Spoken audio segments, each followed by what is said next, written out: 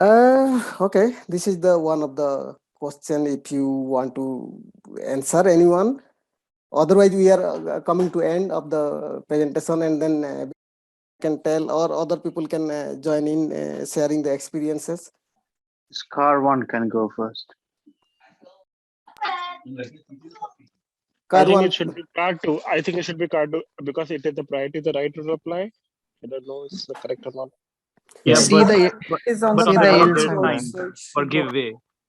Yeah, this is the good thing to look at this one. If you don't see the majority road sign or priority road sign, you miss it somehow. It is good to see this yield sign down, but it is in winter it is difficult. So you can look the behind the back side of the yield sign there in the circle, and No, that's no, how but what is the answer? Is it car 2 or car 1? Because car one will go because that but other then it is a car two has mistake, the right? yield From sign, car right? 2. Sorry, It is a mistake from car 2, right? no, car two is waiting. Okay. It is not going. It is it is yielding. Actually, car one you cannot see actually the car one It is a front part. giveaway rule. I think it is a giveaway rule. I think it is a Yes, giveaway. yes. It is Giveaway the sign giveaway. and a giveaway at the road as well. Yeah, whenever you see the yield sign, that means that are going to give way. So you are in the one of the priority road. So in this kind of situation, you have to be confidently go. In this one, Car I one. think again car one. One Yeah. will go. Car yeah. 1 again. Why? Exit rule, I guess. We can see the Exit. priority No. It's car is 2. first Car yellow 2 triangle. exit route. Yeah, I think this it is is car two. No, car one will go because of the exit rule. In exit rule, the one who is exiting has the lesser priority. yeah, that's But right. but it is not the parking space or petrol station or something like Yeah, that. but Yeah, but it's a it raised is coming platform. from a villa. That Yeah. it is exit rule. Yes. Whenever there is It's like a difference between platform, then the exit You rule can see applies. this one here. There is a no entry sign there, But and also also there there is is a a priority priority. road. This, Yeah. yeah, But Also, if general question, like my instructor told me, when there is a difference of level, if it's above level or below level, then it's usually exit rule also. yeah. That is in general, but not always Yeah. true. Okay. Yeah, yeah. and That's but if he also has to cross any pedestrian path, or if he has to cross a cycle lane or something, that is definitely exit rule. okay. Okay, yes, yes. And also the home zone. You have this 7 kilometer, where you drive only at 7 kilometer, right? Like a crawling speed. So if you're coming from that zone also, you have to yield to the people on the road, even if you're on the right of the car which is coming on. Yes, yes. And also, like, let's say in the same situation where you have the cycle path. So let's say the car 2 is crossing the cycle path to go in. So such scenarios can also come in, because in these days, at least in Stockholm, that most of the roads will have the cycle path. Yeah. So Yeah, let's agree. say because of that, I mean, if it is obstructing cycle, then obviously it has to yield. Yeah. This is an interesting situation. And how do you, like, if the car is going forward, the in front car, but if there is a car coming and then you are going, who gets the priority? It is who No one. comes nearby first. Who comes first? I think mutual consideration applies here. No one gets a priority. Yes, true. It is always mutual consideration, but sometimes that who is closer, that gets the more priority. Or then you can also indicate your intention, like you are going. So if you are closer and you are coming in the side, waiting for the other car to go, so that means you are waiting. So other car, even if it is far, then they can go. And if there are 2 or 3 cars are at the same time following, so you have to anyway wait. If, for example, in front there are 3 cars are coming and one car went, and then you just wait there, and then all the other cars can go fast, and then you can go. Okay, now I think it is Another thing is, when you actually come to those places where the road suddenly narrows down, or where you have an obstruction like this, It might also be a good idea to indicate, though there is no law that says that you have to indicate. It's probably a good idea to indicate here, because then anybody coming from very much behind you can see that there is some sort of obstruction, or you. Oh, you mean the brake, a little bit pressing brake, or? No, with the blinkers, so you can actually blink and kind of come. So particularly when you come back, so if you have been waiting for another oncoming car and then you come back towards this side, you can just blink in on your way. That's what my instructor said. Actually, in this situation, it might not be correct, because it is narrowing in from both the end. So if you see, No, I meant if somebody is coming from behind you, he will not know that the road is narrowing there. yeah. So indicate what? You indicate left here? You indicate left when you kind of come back to the road. Oh, that would be wrong, probably. That would be left. wrong, actually. It gives a sense of kind of false. Let's say he do not know the road, but he do not know your intentions also by seeing. Okay, you're trying to change a lane, something like that. You might find. And it's misleading for the oncoming traffic as well. Yes. Okay, so what said is also correct. Let's say if the obstruction is on your end and you are going left to go to pass this bridge, the passage, then you might indicate to ensure that okay, you're but you are not going left, right? You are going always right. Huh? If you want to wait there, you go right. Yeah, you're on the right. And the obstruction, the road is closing on the right hand side. Like right now, what you see is it is in the center.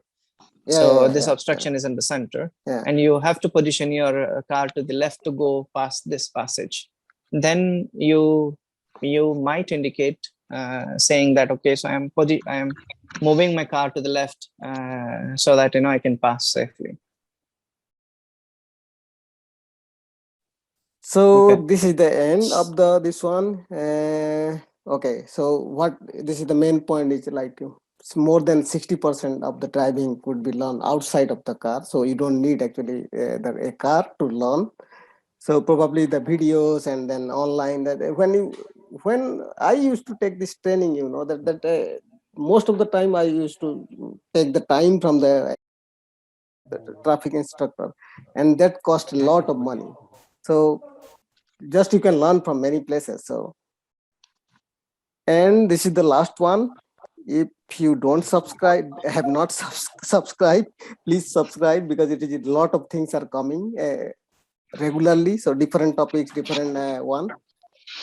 Yeah, then if anybody has any question or something wanted to discuss, you are free and you are welcome to discuss any sort of. We still have some time, I think. Or otherwise, you are free to also. It is already 1 hour. Thank you so much. But now it is open for the discussion. Yeah, I want to ask that can you put this on a pause for pre-recording? Sorry, can you? Actually, I just joined right now. So can I see the whole conference again if you have recorded this? Yeah, I think we'll see this how the recording has gone, and also I have to edit this like somewhere many places, and then I put in this YouTube link and then probably share there. Yeah, that will be quite fine for me. Actually, I just joined it, so yeah, thanks. Okay, no problem. So I have one question. Actually, when I gave the test first time in Lund, so I was failed because of the fact that I went behind a truck, but I kept like 2 verge markers apart, and I overtook the truck because it's not safe to go behind the truck from the left lane. But my speed was 95 there, and the expectation from examiner is like I need to drive at 110 when I go to the left lane and come back to the right lane in the motor bag. Yeah, that is why if it is going to the motor bag, that even if it is the right side behind the truck, just keep the distance, just put the brake little bit and then see, don't go so close and or don't overtake. So after a couple of seconds, it will be fine. You don't need to No, overtake. he said I have to overtake. I overtook it, but when I went to the Ah, left lane, I okay. was He stopped. said you have to overtake, right? Yes. He asked. Yes, The Okay. I point had is, overtaken. yeah, uh, yes, you're right. I mean, the person who told you was also correct. I mean, you cannot go to the left lane at 95 because what happens is generally on a motorway, people, we students, we have to absolutely maintain the stated limits. But in reality, the other people are going to be much faster. So the I have seen people driving above 110 even on the right lane. So on the left lane, the speeds are even higher. So if you go onto the left lane at 95, that you are actually being a big risk for others because they will not Yeah. expect you to be so slow there. If somebody is flying in there at 135, he is actually breaking the law, but later on, I mean, it would be found that you caused that problem because you were there, you were too slow. Yeah. So ensure So, that you but are at least also, going the legal speed when you go to the left lane. yeah. Don't be So, below and the also speed he limit. said you have to take right and exit the motor wag in a kilometer. But then I was not supposed to go behind truck, even if it is 1 kilometer. So I had to overtake the truck. So That then was he not a said, risk because it is even if you overtake and then how can you go in 1 kilometer that was in that such a speed? It is no, very it was close. around 2 kilometers is when there was an exit. And then I overtook when it started by 1 kilometer, and then I passed like about 500 meters. I saw the truck both the mirrors, and I came back to right lane and exited. Then he declared that as unsafe driving because I should not go behind truck. First thing, what I did is right, but I didn't go in the Okay, right speed. you didn't make the speed like Yeah, 110 I didn't and make okay, the okay. speed. To overtaking speed was a low. That was the Yeah, reason. Okay. and also he gave one feedback when I was going to the roundabout. He wanted me to see from far behind and assess the situation in roundabout and not brake uh, in the situation or up ahead plan to slow down slowly and enter the roundabout without braking. Yeah, that's true. That is one of the good feedback actually. Then all the roundabout that you need to look at far behind and then plan what vehicles are coming, how speed they are coming, and then you adjust your speed. And Yeah, the plan is not to stop because yeah, that's where economic driving again comes in. If you yeah, stop, then you need more power and more acceleration to go again. So just slow down and then so slow down in such a way that you can just go till that entry point and then you can find a gap for yeah. the The tip entry. that Yeah. I follow is Yeah, like we can see the giveaway sign from far off actually. Then you can recognize where is the roundabout. Yeah. Yeah. Then you can start seeing left side, start seeing from left side, see how many cars are coming and where will be your intersection, and you can plan slowly braking before you enter the roundabout. Yeah. Yeah. That's what I started learning after he gave us feedback. One more thing about motorway entry. It's while it's very important to actually accelerate the speed, you might also you also need to pay close attention to the traffic which is already there. During one of my drives with my instructor, I actually got to the entry and I was close to 100, but I saw that there was a truck which was going to still get there before me, and he was only doing about 90. So I actually had to lift off the gas because it would have meant that I would be too close to that truck after I reached in. And so I just had to, though I was below the entry speed, I had to actually lift off because I wanted greater separation to the truck. And doing that is considered perfectly okay, though you stay below the limit. Normally, if it's an empty road and you join below the limit, so if you're maybe 90 on 110, I mean, it might probably know if it results in an immediate failure or not. But it's not a good thing to be at 90 in 110, for instance. But if you have like reasonable circumstances, Yeah, like yeah, that, yeah, I agree. yeah, then it's okay. Yeah. This is more about the your behavior in surrounding, according to the surrounding or according to the other traffic. Okay, is there anything else, or we can just say? One last thing, maybe I actually had to overspeed on instructions of an instructor because there was an ambulance. I'm really glad that this thing happened to me while I was just doing a practice ride instead of during an exam, because it would have been so much more stressful. Yes. But, the place where it happened was it was a 70 road, but it was very narrow. There was absolutely no place on either side. There was some construction activity also. No people there, but there was construction equipment. And there was this ambulance which was coming from behind at very high speed. So I actually had to go 90 in a 70 zone.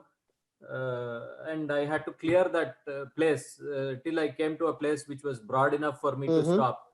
And he said, yes, go over speed, it's okay, but do it in a safe way. Go there. As soon as you get to the broader place, stop and allow the ambulance to pass. That is perfectly okay. Okay. Thank you all for joining, and then we'll put this link in our group. So thank you. I hope you get some valuable tips from all of the participants, and then I wish you good luck for your examination. And thank you for joining us. Thank you. Thank you and bye bye. See you in the next session. Everyone.